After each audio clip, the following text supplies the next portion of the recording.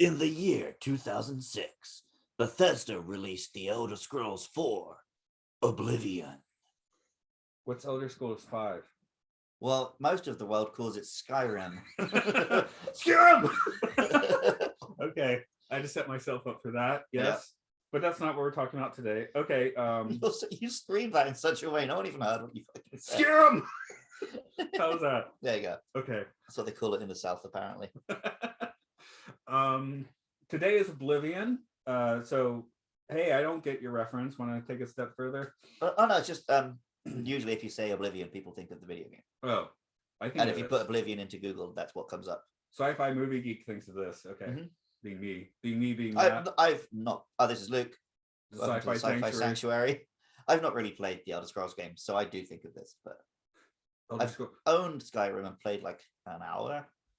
Is it Elder Ring now? Is it a ring now? Elden Ring is completely unrelated. Oh, okay. That's from the Dark Souls guys. That's actually the bomb. I've played like 60 hours of that. Okay, that's why this is not a video game podcast. As I've been listening to your video game podcast and enjoying it, but being like, oh, I cannot be a contestant on this show. If you come on, we do like an Atari and Dreamcast special. Okay, I'll be there on DS. You can do the DS too. DS RPGs. DS JRPG. No, give it JRPG. No, there was a couple good Canadian ones too. But Oblivion, we're in Oblivion today. Yeah, it's been a while since we spent some time with the cruise. Yeah. Oh yeah, when was the last cruise? Was that Edge of Legend? No, we did Live Die Repeat after that. Yeah. Okay. So that might have been our last cruise in the cruise. This feels like it's sort of a sister piece to that. Cruise doing sort of medium popular sci-fi action movies in the 2010s. So this was a lot more toned down the action. I mean, this would have fit in the original concept of Matt and Luke's 70s sci-fi. When I was watching it yesterday, I was thinking this feels like it's a piece with like your Logan's runs and stuff. Yeah. And would have had a cooler name if it come out then. What would the name have been? Would have been like I don't know, like Jack 49. Okay, yeah, that works. Yeah. Or should be Jack 52, the one that lives. Oh, yeah. Yeah, it would have been, wouldn't it? It would have been the one that you don't even meet until the end of the film. Not to spoil you too much, but why are you listening to an Oblivion podcast? 10 years after the movie. I saw this. I was living in Maebashi, a town not quite in Japan where we are now. And that's when I lived real close to the cinema. So I just go see whatever there. And this was a whatever that got my attention because the director had done Tron Legacy before. I really did like Tron Legacy. I like the soundtrack. This has M83 doing the soundtrack. And I even have it on disc, which apparently was never put out properly, but I have it because I like the soundtrack. Oh, nice. Yeah, I do like the soundtrack of this. Was this and Tron Legacy was the start of the modern rebirth of the electronic soundtrack? Yeah, because the Tron Legacy one, it's great. It's fantastic. I just went in as a Daft Punk fan in 2010, expecting some Daft Punk, and got like a really fucking good soundtrack. Yeah. I didn't get Daft Punk. Tron Legacy is the best music video ever made. No, I now quite, and we need to do both Trons. Oh yeah, definitely. Sorry, especially with the gamer angle, I should probably do it as like a tie-in for the other pod at some point. Yeah, because we if you're like, why haven't you done that? The answer is we don't know. Because it feels like there probably is a good guest, and neither of us have thought of who that guest is. Episode 189. But no, I did quite enjoy the scene the first time. I bought it on Blu-ray when it came out. Probably watched it twice. Watched it last night. I think I might have taken a little nap near the end. Sorry. If you looked at my notes, you would have seen where I took the nap. So I watched this again when it came out. I think at the time I was still living in small town England. Had a girlfriend, so we probably just watched it as date night. Here's a film. It's Tom Cruise. We'll probably both like it, sort of thing. It's a better date movie than K-19: The Widowmaker. Yep. I liked it well enough. But yeah, I also just haven't really gone back to it until last night. You were like, "Oh, I'm in town tomorrow. Do you want to record a podcast?" I sort of popped on Netflix, so like, "Oh, I could do with watching Oblivion again." What was the other choice? That was Elysium. Oh yeah. I was definitely like, that was a coin toss. Elysium, I actually haven't seen. Oh, okay. So yeah, we will need to do that. No, I would. The problem with Elysium is I feel like I want to do District 9 first. Yeah, maybe that's why I went with Oblivion. I'm in the minority that I probably like Elysium better in District 9, but I think that is a minority opinion. I'm definitely in the minority that I really like Chappie. Okay, yeah, you're in the minority on that. I didn't really like Chappie. I mean, I was like, I see what he's trying to do. It just didn't work for me, right? Of course, you know that my favorite genre of anything is friend with a robot. Yes. So No, when I saw that one, I was like I understand what's going on here. Just I don't think it's a shit director. It's just that this isn't doing it for me. So right. yeah. He's got like a mini series on Netflix of just like short sci-fi stories. Oh, sorry, I should bring it back to Oblivion. Do you know the newest movie of this director whose name is escaping me? No, I don't. Okay, I'm going to let you look up his newest movie because okay, that's for funsies. It's a long delayed movie. Do you know what it is now? No, because I'm still in the page or something. No, I was wondering if long delayed was enough. Also, I'm just trying to eat up time. Right? Long delayed. I can't think of what a long delayed movie is at the moment. Oh, you'll know this one. Name is. Top Gun Maverick. Yeah. Oh, okay. I was assuming Sci-Fi. Sorry, let's say his name properly. Joseph Kosinski. Okay, because he made several good movies. He did Tron Legacy, Oblivion and Tron.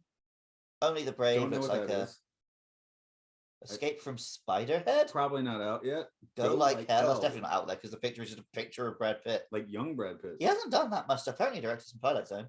Yeah. Oh, like the newer one. Okay. Or maybe the Knots one. Anyway, that's not so important. But yeah, I'm like, okay, this Tron Legacy, that's actually, I mean, those two, that makes no, I think he did music on the Twilight Zone movie. But he must have been young. He's younger than that. He's put together a more recent album or something. That he's slightly older than me, so yeah, that can't be the case. But he's like 47. No, he hasn't done that many films. Yeah, 47. The two I've seen, I really like. Yeah, so. That's what I'm saying. Like this and Tron Legacy, you're like, I made those two movies. I'm like, oh, you're a good director, aren't you? Yeah, and yeah, Tom Cruise must have liked him if he's letting him do the Top Gun. yeah, that's his sort of centerpiece, isn't it? But yeah, no, this is one of those films that's just it's good. Do you think Top Gun Maverick will flop because of when it's being put out?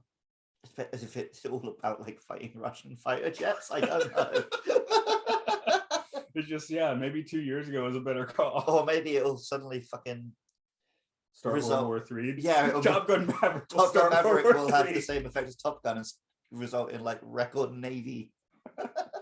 What did I hear? Are they adding in sudden like reshoots where he goes and saves the Ukraine? Like, so I shouldn't say the Ukraine. Sorry for that. That's what Russia calls it to make you not think it's a real country. Right. You should call it Ukraine. Proper noun. There we go. Yeah. Okay. Should I get into the plot of this movie? Engage. Before we. Yeah, okay. Jack Harper and Victoria Vika Olsen are among the few humans left on a ruined Earth. They upkeep the drones needed to take out the scavengers, aliens who blew up the moon and invaded Earth years earlier. They still seek to destroy the machines draining Earth's oceans to create fusion power. They take orders from Sally at the TET, a giant orbiting space station that is the way station for the bulk of the human population now living on the moon Titan. Jack is a cheeky sort, though, keeping a secret man cave in a wooden alcove and disobeying orders to explore the ruins of New York City. He finds several humans in stasis, which the drones then attack. He manages to save one, which he awakens. She turns out to be Julia, and she claims that Jack is her husband, and they serve together on an ill-fated space mission under the name Odyssey. He believes her, as he constantly dreams of her. Before long, they are captured by scavengers who are actually human. It turns out the Tet is the invading alien, and Jack and Vika are simply clones of the Odyssey crew members who did not escape the mission. There is no Santa Claus, and there are no humans on Titan. After Jack 49 has an altercation with another one of his clones, Jack 52, he impregnates Julia and hops a space plane with the leader of the scavengers to blow the Tet and themselves up real good. 3 years later, Julia is at the man cave cabin raising Jack's daughter when a fully memory restored Jack 52 shows up to play house. I don't know that he's fully memory restored. I think he just has as much memory as Jack 49 has. That's what Wiki said. Okay, yeah, Wiki would say things like that. I know. I when I wrote that, I was like, I don't know. His love was restored. Yeah, maybe. Okay. I feel like you missed a beat there that you could have done like a breathy Tom Cruise narration, like this film starts with. Put some like electronic music under it. Jack Harper and Victoria Olsen are among the few humans. Sorry, that's not No, it's Tom more Cruise like at all. Jack Harper and Victoria Wilson are among the few humans left on planet Earth. They help keep the drones. No, we're not doing the whole thing again. Yeah, I Okay. know. I mean, I have music like that. I could put underneath my own stuff. Yeah, that's what I didn't expect you to mouth do it. Well, I mouthed it. There you go. No, I actually remember the first time I saw this film. Literally in the theater, I was sitting there thinking, like, oh, this film's starting a bit like Tell Don't Show. This is like lazy writing a lot, and then it's like, oh, it's because that's all lies. I thought that was great. Yeah. It was genuinely enough that I was in my head, like, writing a little review, like, starts with a bit too much narration. And like, oh, I see why they did that. No, I got to that with the when I was writing a synopsis, I was like, well, I have to say the humans are on Titan at first, right? Yeah. Because we watch the movie, they aren't. But Yeah, and that whole kind of twist element is a big part of why this feels like it's one of those 70s.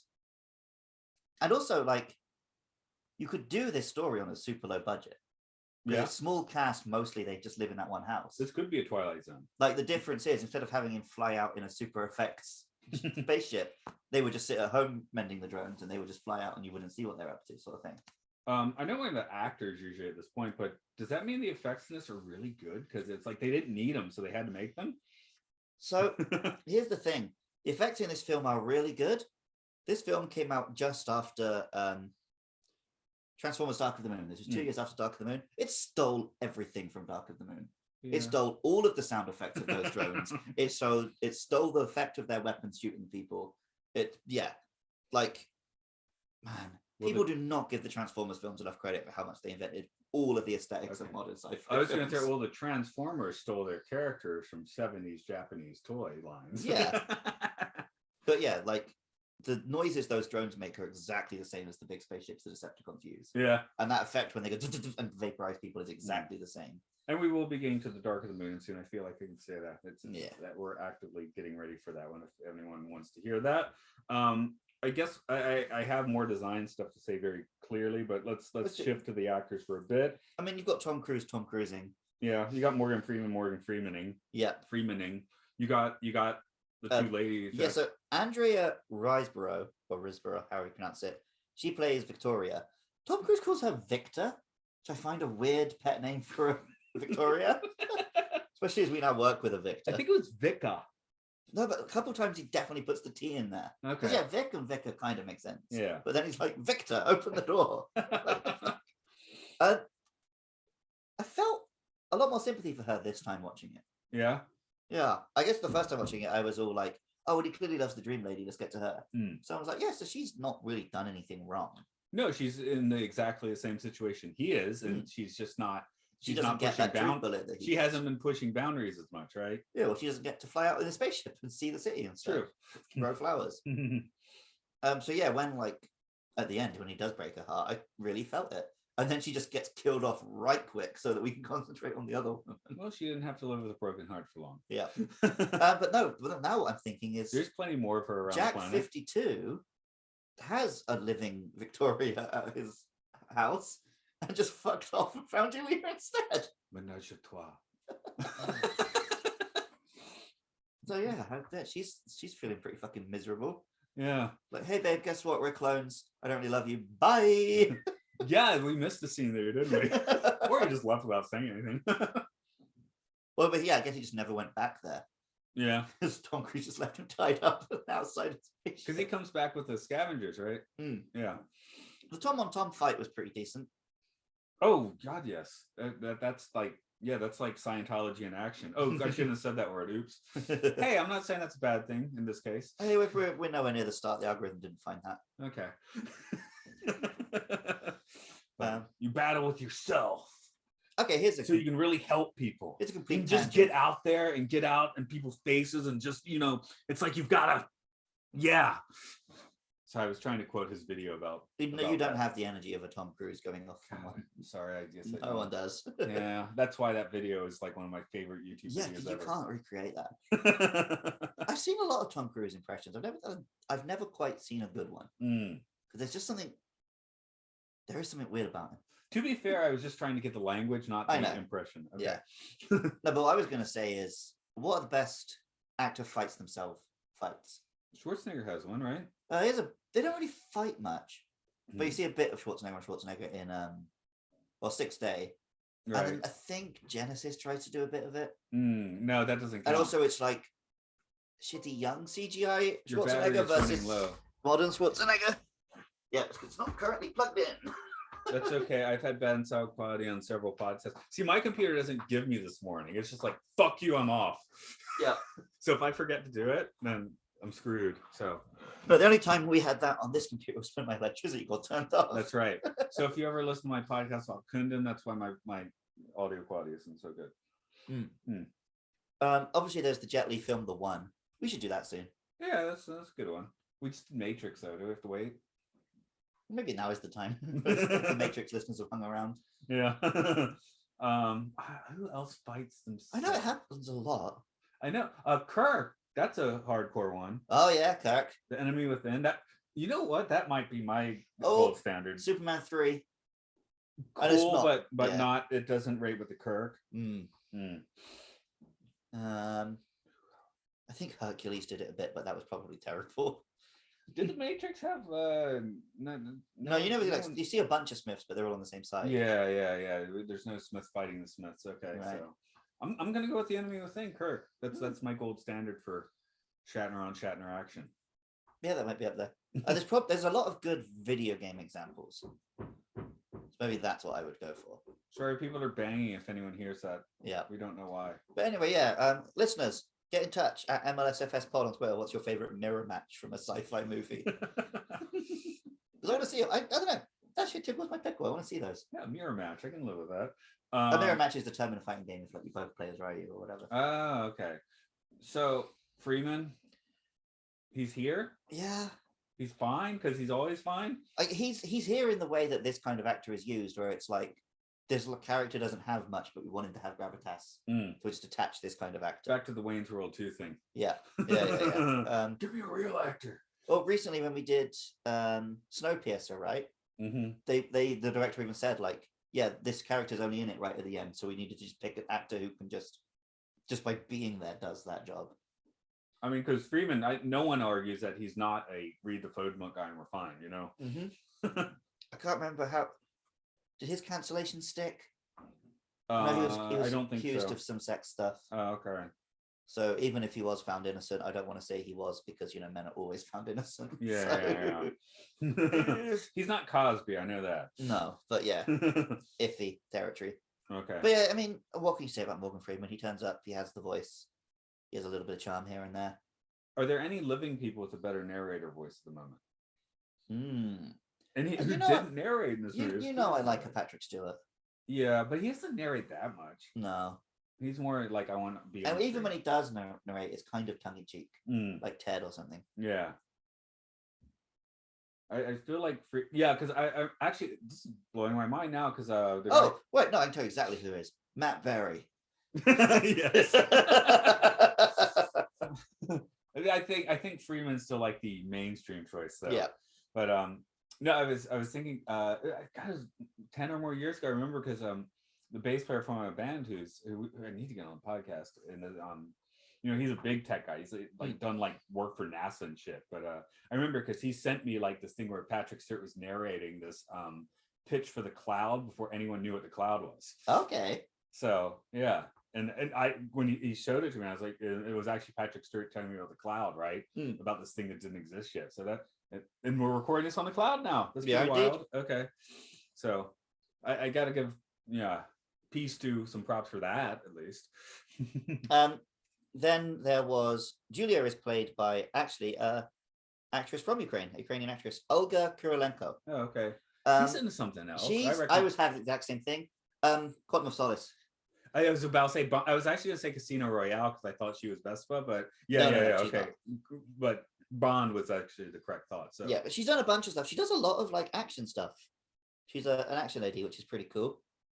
No, but nothing like huge other than the Bond is the one we know her from. I feel like yesterday when I looked, there was something surprising, and I was like, "Oh, cool, she's in that." Yeah, okay. But no, I can't remember what it was. Anyway, I dream of her, so cool. Yeah, she's very cool. And the redhead too. I mean, I thought she was quite good. So, like you said, you actually had a lot more sympathy this time around, right? Yes, the actress in that case is. Oh, we did talk about Andrea Riseborough, yeah. Okay. Oh no, right, yeah. So the one who I was like, oh wow, is Nikolai Coster-Waldau shows up. He's Jaime from Game of Thrones, my favorite character in that show and books. He's a guy. He's got a bit of the Aaron Eckhart problem, where he's pretty handsome, and they've tried to push him as a leading man a few times, but he's just too classically handsome for the modern hero. So he can only play the other guy. I've heard several arguments about this. Jude Law, is he in that category or not in that category? Jude Law is in a similar category where it's like, because he did have a nice phase as the pretty boy that girls liked. So now he plays villains. Yeah, that's his stick. See, no, the only guy I think we talked about this before. Brad Pitt is the guy who escaped that. Right. Where he's such a good actor that even though he's the pretty boy leading man, he still gets good roles.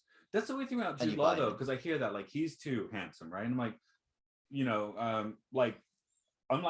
if I was like checking out dudes, I don't think he'd catch my radar. No. Aaron Eckhart would. Yeah, but that he's like, Jude Law's not like the manly handsome.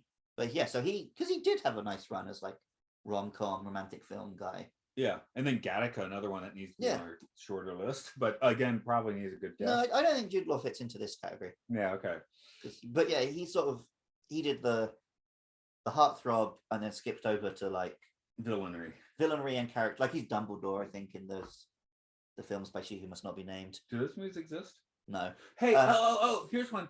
I just saw this was a thumbnail. It was a trailer for Harry Potter and the Cursed Child with a bearded Radcliffe. I'm like, is that a joke or not? Yeah, that's a YouTube. Okay, just check because I didn't click on it because I didn't care. But YouTube Funster having some laughs. That was the April 1st. Okay. Yeah. Because that honestly, I'm like, that makes a lot more sense than another fucking Fantastic Beasts movie. Cool. I'm like, that's the movie that makes more sense. But yeah, I've seen the play. It's not that good. I haven't. Yeah, it is literally fan fiction. It was written as fan fiction, and it's like it's all the shit you get in fan fiction. Yeah, I mean, I'm very happy for that series to just die. Well, that's the nice thing about the whole thing. Like, it was fine except for its author. It's finished, right? Yep. So you don't need to do more. Because also, it's not like it's that interesting a universe they need to bring back. It's just generic magic shit. For the 7 books or 8 movies, it was. Yeah, but it's the characters were always good. Yeah. I enjoyed those characters in the time I spent with them. We're done. Okay. Anyway, yeah, Nikolai Coster-Waldau, he's good in this because he is playing that other guy role, which he's perfectly built for, you know? Very buff, very handsome. But, you know, the audience is rooting for Tom Cruise. Of course. Who is the redhead again? Fucking, you keep making me look up on it. I think it was Andrea Riseborough. Okay. Sorry, I used to have a thing for redheads. Matt's going to go and Google her later and see if any pictures ever got leaked. Pervert. I'm not doing that. I'm just saying, I'm just like, because I feel like they definitely, for me, I'm like, they definitely had, you know, Cruise's like Jack's wife to be like, oh, she's the dream girl, right? I think the point is that she's very grounded. I'm going to say it, and it is a little bit not okay, but I think that is what the film was going for. She's exotic. Okay. Right? That's what they're going for, is that, you know, the redhead English rose, and then like, oh, she looks a little bit foreign. She must have a character. She's interesting. Okay. Which, yeah, is a little bit of like using race in a not great way, but that's, I think, what they were going for, maybe. I'm just saying, if I was in Jack's role, I'd have quite a choice to make there. Well, it is doing that thing that films do of like, oh, isn't it tough for Tom Cruise that he's got 2 gorgeous women he has to choose from?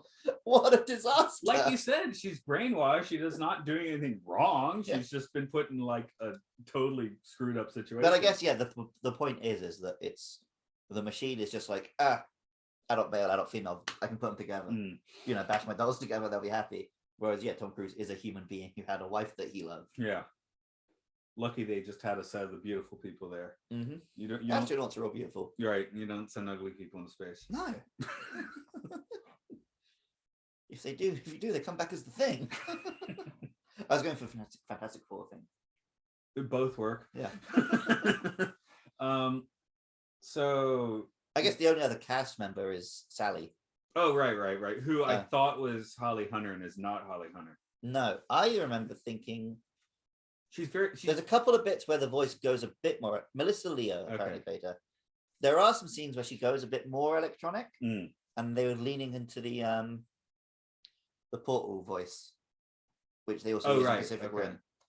But most of the time, because they gave her like a bit of an interesting accent, so she didn't sound like the generic AI. I thought that was smartly done. Right. And then you pick it up. You're like, before you get the reveal, you can tell that something's very fishy with her. Oh, for sure. But that's another thing that would have worked if this had been a smaller, lower budget film. Because you'd be like, well, she's the only person we're seeing on the tech because the budget's not high. Well, they did that in Dark Star, basically. Yeah. But I'm not wrong though. She felt very Holly Hunter, yes. Yeah. Okay. It worked. Just check because I had to check halfway through watching the movie. Okay. Which this was a one movie sitting, despite taking probably a 5-minute nap when somewhere in there. But I've seen this 4 or 5 times, so whatever. Whenever I go to the cinema with Matty, he falls asleep in the cinema. Yeah. He's like, yeah, I always fall asleep about a third in when it's talking bits, then wake up for the rest of the action. I know I took a nap in that Bond movie. It was long though. People listen to that one though, so apparently I knew something I was saying, but and I made sure to check the synopsis and see where my holes had come in. Design, something I noticed this time, because it does look cool and it looks 70s cool, right, for the most part. But I did notice all the monuments are basically there, slightly askew, and nothing else is there. How is it that only the monuments are there? But that's again, that is 70s sci-fi movie, right? Like, survives the Statue of Liberty and fuck all else. It looks cool as shit, so I'm not going to argue, or not argue, but not diss it too hard. But this time, especially last night, I was like, you can have a stadium kind of there and then nothing else whatsoever. That's not how this works. Yeah, I don't mind. It worked for me. No, it's visually interesting. It is. It looks cool as hell. But what are we supposed to believe in? But it did get me thinking, like, how much does it take to decimate a city with, floods and things, and what would actually be left? I have been recently getting really into like watching a lot of history and archaeology stuff on YouTube, and like, theoretically it would not take that long for all traces of our civilization to be gone. It's like 250 years for like even like the real hardcore stuff to go away. But like, I mean, like gone, because like we still have ruins from thousands of years ago. Yeah. But you don't have to go. I think it's like 10,000 years. There'd just be no trace. Yeah. A bit more for us because of plastic. Plastic doesn't go away. I guess the oldest is Göbekli Tepe, but they buried that. So, we just unburied it. Yeah. So it's still there. The pyramids are like hardcore ruins now, like that's not even slightly what they were originally supposed to look like. This is a conversation I often have with students, actually, is I find it interesting the way Japan deals with historical buildings and like Europe. Because in Europe, if I go to a castle, that's the actual castle that was there. But it's not how it looked. Right. It's just a rocky skeleton. Whereas Japan, they replace the wood like every however many years. Yeah, they'll rebuild the shrine. So none of this is physically the same thing that was there, but it's much closer to what they would have seen thousands of years ago. Yeah, that's kind of interesting. I mean, we got the real cathedrals, that go 600-700 years. That I assume. Well, I guess they're Notre Dame is now. More, yeah, Notre Dame's now had whatever happened to it a couple of years ago. Well, I come from a city with a cathedral that was originally built in like the year 500. Admittedly, the version that was there in 500 is very different to the modern one. But yeah, the building that is there is centuries old. But yeah, it's still pretty close because it's a church that's still in use. Yeah, and I grew up going to a church that was like built in 1950, right? So, well, it's the classic thing that Europeans think 100 miles is a long way. Americans think 100 years is a long time. And there was the church above that, I guess, the cathedral, which was like very Gothic stone, all that. But even that one, it's only 100 years old. It's not that old. So yeah. Or maybe it is old. Maybe Tartaria was there before and they built it. Yeah, and the spires are to channel like etheric energy. How far does that road turn into shit, by the way? What road? If I want to think about Tartaria. I have no idea what you're even on about, dude. Oh, that's the idea that like a lot of things like cathedrals and old buildings, like with spires and things, were like, channeling like Tesla energy. Like the World's Fair was like, much older than like the groovy World's Fair, like 93 Chicago, were much older buildings that they were trying to just be like, oh, it's built these. That just sounds like some bullshit. It is bullshit. It's just fascinating bullshit. So yeah, I don't know. That one doesn't do much for me. Okay. I used to like imagining that the church in my hometown was a transformer. Yeah. Like I could sort of picture it getting up. I think Tatari is the running conspiracy now that nobody cares if the Earth is flat or not anymore. I see. And yeah, it's like, well, maybe we didn't go to the moon, but it's much more fun to think we did. So let's go along those lines. Yeah. I don't know. That's not, that one doesn't do much for me. There's not much spice to that. Okay, I have a World's Fair obsession, so it dovetails there. The house is cool. That's like the Monsanto house of the future. So it's cool, but like, what's like the Monsanto house of the future? that is not a sturdy base. It's just like on a pole. Like if the scavengers wanted to take them down, it would be incredibly easy to shoot out that pole they were on. No, what I want is for one of them to go up with an axe and just chop it Yeah, down. right. Jack and the Beanstalk. So they are the giants. Okay, that's interesting. Yeah, well, Tom Cruise would love it if the film made it seem that he was the giant. He just wants to run. They let him run in this movie. Yep. That's all Tom wants. He wants to run. And do motorbike stunts. Yeah. Well, he runs and does a stunt, right? Yeah, I'm sure if he had his way, he would have been actually flying those spaceships. Oh yeah, this doesn't have the ape shit Mission Impossible stunt. Well, you know the reason this Top Gun's getting made, right? Why? He wants to fly with a jet? Yeah, he actually is flying fighter jets in this one. I'm not going to asperge him for that. He's like, No, I fucking love that about Tom Cruise. It's like, we're going to make a movie and I'm going to fucking hang out at the top of the Burj Khalifa and then I'm going to fly a fighter jet. I mean, that's cool. Good for him.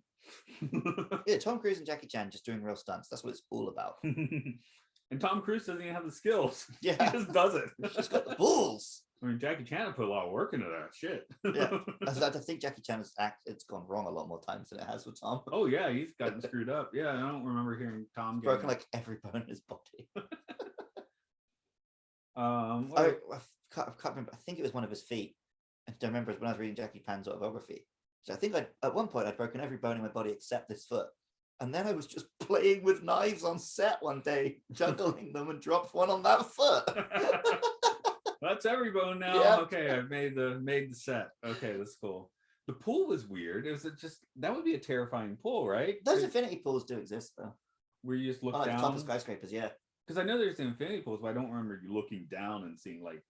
Well, it's a trick because you look down and then there's actually another pool just below it, but from the angle you can't see that. Oh no! My point is, it seemed the bottom. Oh, the bottom of was the pool glass. was That definitely exists somewhere. But yeah, I'm sure it's somewhere, but I'm like, that's terrifying.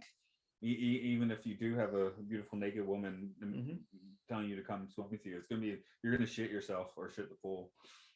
A little. I guess he's been doing it a lot, so in both ways. Yep. Okay. But I'm just saying, if you put me in that pool now, I'd be like, oh fuck no. Yeah, I'm fine on plains and mountains, but I do find I get a bit. What's the one for heights? Vertigo. Yeah, I get a bit of vertigo on buildings. I guess it just doesn't seem like it's sturdy enough to be that. Yeah. Like I'm really good. I'm fine with climbing up like a mountain or a rock face, but I'm finding it very difficult to trust the ropes when it's time to go down. Really? Yeah. Oh well, you're not. I mean, it's not like rappelling, right? That's what I mean. Yeah, and if I'm doing like a rappelling, you don't like the down. The down's like just bound. No, but it's just in my head. Like the rope. The fact that if I just let go, the rope will catch me. I'm like, is it though? No, really? No. I do all the climbing for the fun of the rappelling. Okay. Yeah. So I'm different on that. So that is not my fear. I definitely like bouncing down with a rope. Once I'm doing it, I like it. It's just I find it weird to like trust that I can do that. Where did I crap myself on a climb? I mean, I haven't, but but you get that feeling, sure. Well, when I'm on like a 14-hour hike, sometimes something goes wrong. Yeah.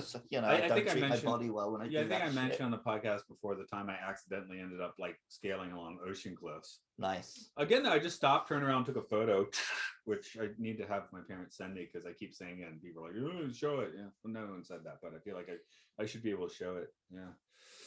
I've definitely just like been a bit too far into the woods and lost the actual sensible path. I just found myself on like the vertical side of the cliff. Like, okay, I'm walking this now. Oh, when I was maybe about 12 years old, we took the dog on a walk and ended up in that situation. You were like picking up the dog to put him on the next ledge and shit. Nice.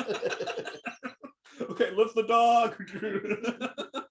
I'm surprised he made it through the trip. Yeah, dogs are sturdy. They're all right. Yeah. He seemed to like it, so yeah. That dogs have no fear of the heights, so at least that one didn't. This film came close to killing the dog. Oh yeah, you don't want to kill the dog. Oh, yeah, Tom Cruise had to scare it off. Yeah, scaring it off's better, I guess. Yeah. I was wondering if he's going to take it home, but See, I bet there was a right where he took it home and she killed it rather than just that flower. Yeah. Because but then there would be zero sympathy for her character. Yeah. Once you kill the dog, nobody likes you. That's true. How about once we get to the hero, the scavengers base, and they're fighting off the drones? That was very Terminator. Yeah, but that was Terminator. That was Salvation. It was very Terminator Salvation. It was the machine efficiency that you never actually see in the Terminator films, right? Because if the machines decided to kill us, it would be like that. Yeah, finished. We're done. Yeah. The closest we ever get, I think, is the original film. You know, we get that scene where Terminator gets into the base. Which base? The police station? No. The flashback to the.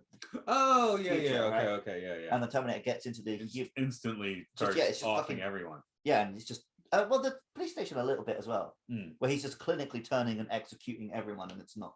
Right, that's how machine works. So. Yeah, but then this film and Terminator has. As soon as he gets close to the hero, instead of finishing him off, he's just throwing him around. It's good for a toss or two. Yeah, but yeah, I thought this was doing a great job of just like the machines are clinically killing everyone. So Jack had a man cave. Yeah. Okay. What I find funny in that scene is that he feels the need to take off his jacket and put on a plaid shirt. Well, he wants to be a mountain man. Yeah, I know. It's a sort of thing that makes sense as a visual cue for the audience, but doesn't make sense for the character to do in the context. Right. Well, both of us have put on our Spider-Man costumes when we needed to, and it didn't matter to anyone else. Yep, that's true. I'm not including you, just assuming that, but so there's that. Yeah, he's got Led Zeppelin records. That was kind of cool. It did make me think of getting back to Foundation, where they have Trantor, the city of all multi-layered constructs, and the Imperial Palace is the one spot of like parkland on the entire planet. So I was like, is that where he is? No, I think that's the point, is that they've told them that the world has nothing left, but it actually does. Oh, right. Okay. Because that's what's making him start to suspect. Yeah. Is that he's found a little spot. Because even as that dystopian, like, I could hang in that spot. Looks good. They got Led Zeppelin records. I'm good. If they have a guitar, even better. Yeah. I think that's meant to be our first clue that the world is not as dead as he's been told. Yeah. And actually, he's the one killing it. Yeah, I mean, that is a fine twist. The scavengers, and now, those are actually surviving humans. I guess when they're the island came to mind, of course. Another one very much like treading upon 70s sci-fi vibes. Oh, well, you talk about I mentioned this film was stealing special effects from Transformers Dark of the Moon.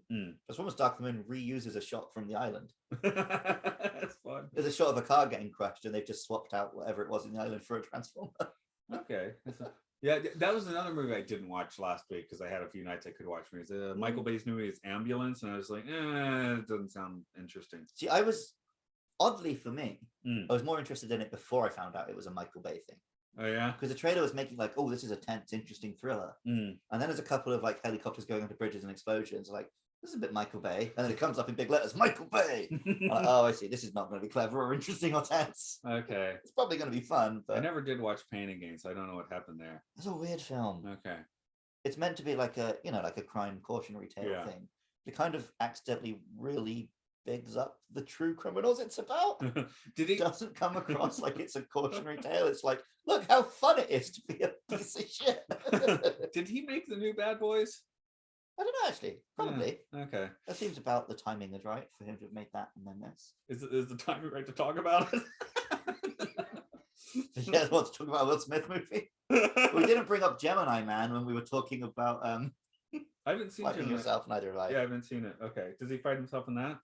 Yeah, that's what it's about. It's about Will Smith fighting young Will Smith. Oh, okay. That's why he's the Gemini Man. That's how he learns to slap. Yeah.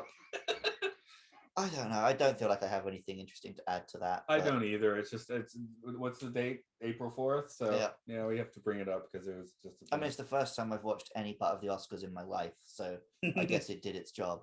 No, I heard about it, and then it's on the news. I'm like, that really looks fake. But the thing is, real things do tend to look fake when you film them. True. So I don't know what the deal was.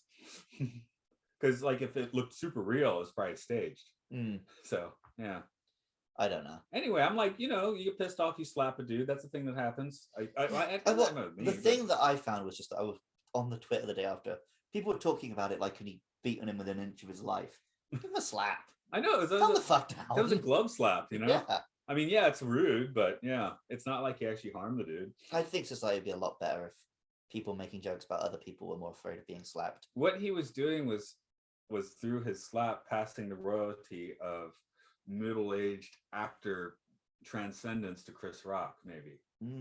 So Chris Rock will now be our cool guy actor. Although he can't act as well, can he? No. He can make much better jokes, but that was not a good joke, by the way. No, it's the terrible. slap was because the joke sucked. Yeah. Okay, there we go. Got it covered.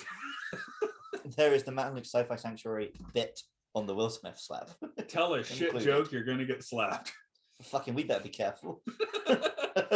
Oh, come on. Chris Rock is funny as shit. He has lots of good jokes. That just wasn't one of them. Where are we rolling here? So we did that. We did the man cave. Okay. How do you react in this situation then? You mean finding I'm a clone and stuff? Yeah. I'm not gonna be that bothered. No? Are you cool with being a clone? Yeah. Better than doppelganger? I've watched Pokemon the first movie. I know the circumstances of one birth are not important. Is that the name of the movie? Pokemon the first movie? Yeah. Okay. It's called Pokemon the first movie, Mewtwo Strikes Back. Oh, that is the title. Crazy. Okay. It's pretty bold, but they were correct. They've made 20 odd more. So no, you gotta number them right. And I bet Mewtwo's been back for some, right? Has he? Yeah, a bit. Okay. They've even remade that one in CGI. Ah. It didn't look good. No. Was Mewtwo a he? Technically, according to the games, it is gender unknown. Oh, okay. In the Japanese and in the live action movie, it has a male and female voice simultaneously. Ooh. Because it's speaking to you psychically.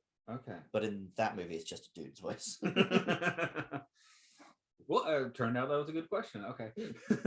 Yeah, well, I've been thinking for a while that next time we just need to do whatever. I'll just get you to watch that first Pokemon movie. Mm-hmm. We still got Digimon too. So yeah. Well, it's coming up on summer, so we should do Summer Wars and Digimon. That was the plan, yes. Get the trains back up. So this is just shop talk. The listener doesn't care. Hi guys. Anyway, how about upon you know you're a clone, now you meet your clone, and you have to have this mirror fight with your clone. We fuck. Who's on the bottom? Take turns. It's very Crowley of you. I guess we fight first. We fight and the winner is on top. I've seen videos that go that way. Oh yeah, there's whole websites of that. We've had a guest on that does that. Well, actually, he just sticks to the wrestling, I guess, but but a lot of people don't. Hell, if you pay right on I don't know. But yeah. Clones, robots, Freeman. When was Freeman canceled? I missed that. Oh, so it was interesting. I went on. This is my 2 weeks on the farm back in 2018, right? And I got back to Civilization. And I put on Twitter, "Oh hey, I haven't been online for 2 weeks. What have I missed? Have any video games been announced? Has anyone been cancelled?" And that was then someone replied like, "Yeah, Morgan Freeman has just come out that he had sexually assaulted a lot of women." And I was like, "Oh, I was joking, but yeah, of course." Okay, I guess. Also, the new Pokemon game has been announced. So yeah. Yeah, I just had a vague recollection of that, but I couldn't quite remember. And yeah, I feel like that didn't stick. It didn't stick, but like I said, that doesn't necessarily mean much. Well, yeah, that doesn't mean you weren't being an asshole or not being an asshole. I don't know. So, what's the most 70s thing in this movie? Is it all the white? Maybe. Like the design elements? Well, I think the most 70s thing about this movie is its treatment of women. That they are both just there as things for Tom Cruise to own. Yeah, okay.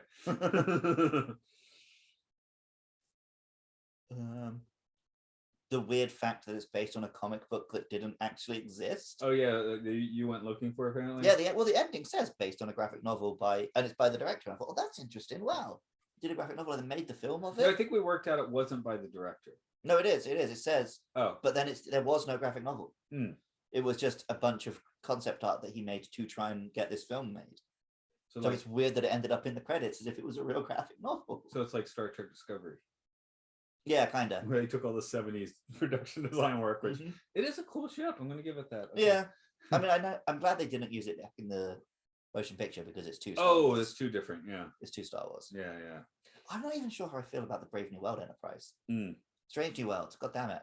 I'm doing the thing now. Yeah. I really liked the the Calvin-verse version of the Enterprise.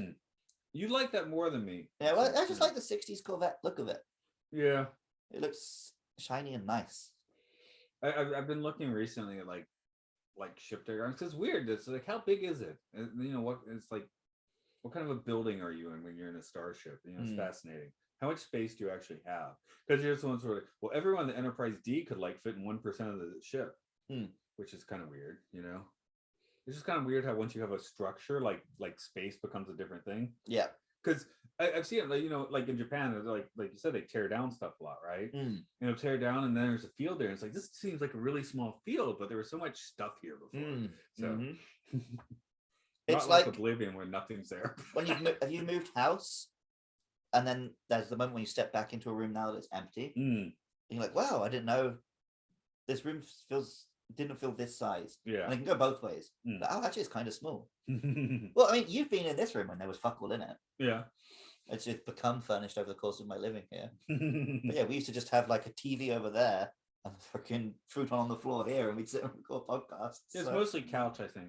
Couch and shelves. Yeah. But it's made this middle section much more narrow. You don't have a carpet to tie the room together, though. I could get a big rug. Yeah. I don't know. I vacuum already pretty rarely. If I had a carpet, that would be a problem. But you did it today, and that's what matters. Yeah. How often do you have to vacuum after a snack time? At work, you mean? Yeah. With like the really hyper Genki classes every time because they don't sit still. Yeah. When you've got like a class full of well-behaved little girls who eat over their plate, not at all. Right. Okay, just curious. Nobody cares about that though. So I thought you just meant in my house that you're just calling me out for being a messy eater. No, you wouldn't have been wrong to do. Okay, I know. I was just vacuuming a lot this past week. Okay. Which I don't do in my own room.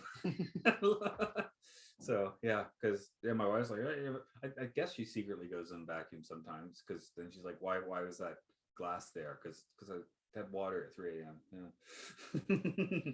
And then I forgot about the glass being there because it's 3 a.m. I think your wife crawls around on the floor snuffling up the crumbs. Probably. That's why she doesn't want you to vacuum. Oh, I do have to, getting back to the smithing, it turns out I do have to watch King Richard. Okay. Because now I'm teaching my daughter the breaking news English, which is, if anyone's learning English, go to that. But it was that, and it's like, the question was like, do you want to watch King Richard? And she said yes. I'm like, oh crap, that means I'm the one that has to procure that. I mean, it's what finally won Will Smith his Oscar, so it's probably good. Yeah, it's probably good, I'm sure. Just usually, you know, when you ask a student a question, it's like, well, I don't really have to like, you know, follow up on that. I'm like, oh crap, I have to follow up on this. That's my job now. Okay. This movie's that's why I'm not having kids. I don't want to watch King Richard. I'm like 9 years old. 2013 it came out. 2 years after that. Dick. Yeah. So, is this movie forgotten? You remembered it. I have it on disc. I feel like it doesn't come up much in conversation though. It's not talked about, but then how often do I talk about just random sci-fi films with anyone other than you, right? Okay. Oh, without sorry. Because I think we've brought it up before. Who did? Me and you have talked about it before. Oh yeah, I'm sure we have. So I guess for like sci-fi folks, it's not forgotten. But yeah, it didn't make that big of a splash in the first place. Right. This wasn't Inception. This wasn't that everyone's talking about it. I think it's pretty good though. Yeah, well, it's not even Tron Legacy, is it? Well, Tron Legacy has the thing a lot of people didn't like. True. No one disliked this, I don't think. It was just, oh yeah, that came out, that's right. Which I think is about where it deserves to be. Yeah. I guess I just wish there were a few more of these. Like, you know, not a franchise film, just as a fun little sci-fi idea. Got a little bit of action, a nice twist, effects are okay. Bob's your uncle. These are the films I like. These are the films this podcast is meant to be about. Not, you know, Moonraker, some obscure Italian sci-fi film from the 30s, and then a porn parody of Avatar. We couldn't find. We tried to get this. Folks, there was no April Fool's. Sorry, I looked for it. I got into some weird websites. I couldn't find it. Yeah. And Matt looked real closely at those websites. You know, he spent a lot of time on them for you, listener. Porno machine. But yeah, this does like tickle like a certain, I guess like you say, it's the sort of film this podcast is made for. It does tickle a certain bit of the brain, you know. I'll tell you why this film isn't 70s.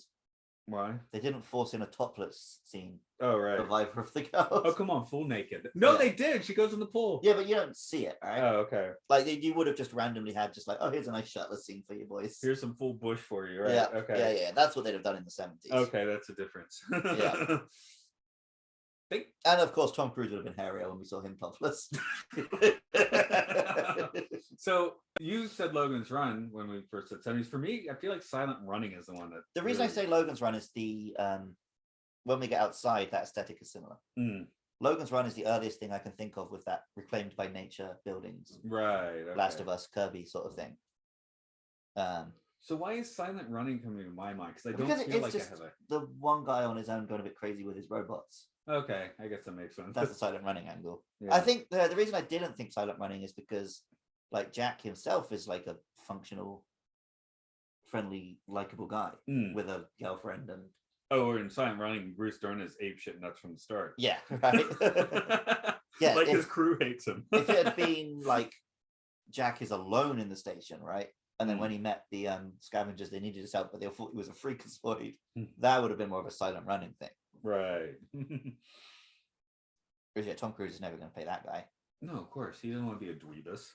Bruce Dern was cool with being a dweebus. I mean, I get it. Like, if I was a famous actor, I would be avoiding being the dweebus. Bruce would be like, wait, what's the line? What's the Matty line? Don't be tired, be great. No, oh, that's the words to live by. Don't be tired, be great. No, what is it that he does want on his epitaph? Oh God, I know what you're talking about. I'm not a pathetic dweeb. That's not my legacy. Yes, that's it. So we'll put that on Bruce Dern's grave. But no, that's Tom Cruise, right? They give him a script that has him being Silent Running. He's like, no, I'm not a pathetic dweeb. That's not my legacy. Yeah, okay, that makes sense. I got it. So that's a good place for Oblivion to be. We're not going to be pathetic dweebs here. Nope. Yeah, I guess this actually, I guess, has made me more interested in Maverick. Yeah, no, I do like this director. Yeah, exactly. Knowing the director is the same is really what keys me in, right? Yeah, because I mean, I like Top Gun well enough, but I like it for 80s cheese. Yeah, I don't think they're going to recapture that. No, it's not a very good movie. Though I will throw out Cobra Kai again, like bettering the original Karate Kid vibe without like screwing it up, you know? I guess the difference there is like the two leads in that are very willing to poke fun, right? Yeah. Whereas Tom Cruise wants you to think Maverick was the coolest guy ever, and he's still the coolest guy ever. True. Are we done on this one? How long have we been talking about this? I don't even know. Yeah, probably long enough. Yeah. If we've said all we've got to say, then it was sufficient. Yeah, the things were said. So say where things are said. If you've enjoyed this podcast, you can find it on Twitter at MLSFS138. Make sure you get in touch with us about your favorite mirror match fight scenes from movies. We're also on, Spotify, Apple Podcasts, YouTube, all the places where podcasts are found. Make sure you give us a like and a subscribe, a 5-star rating and a review. Tell all your friends who like sci-fi films. If there's a film you want us to cover, please do tell us. We're always open to suggestions like that. We're the better. Yeah, we don't get them that often, but yeah, you can basically request anything and we'll probably do it. And if you've enjoyed this podcast, want to hear more podcasts from me and Matt, you can go to patreon.com/podcastio. You can hear Matt talking about the Twilight Zone or science fiction. Sorry, this is the sci-fi one. Educational and weird obscure films. Or you can find me talking about video games. There's Pokemon. There's Monster Hunter, which is technically on hiatus at the moment, but it'll be back when the new game comes out in a couple months.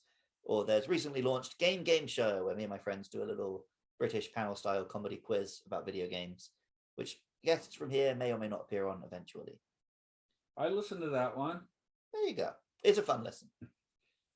And until next time, just remember that there is no better way to die than against impossible odds for the ashes of your father and the temples of your gods. What's that from? This film. Okay, that might be also from the Plays of Ancient Rome. Ah, yes. He finds the book of the Plays of Ancient Rome, lines that quote, and then right. he Okay. says it. Him and Morgan Freeman discuss it, and then later he says it to Sally. And then he says the even better line, "Fuck you, Sally." No, I was hoping after I said that you would remember what she says, because she then says, "I am your god."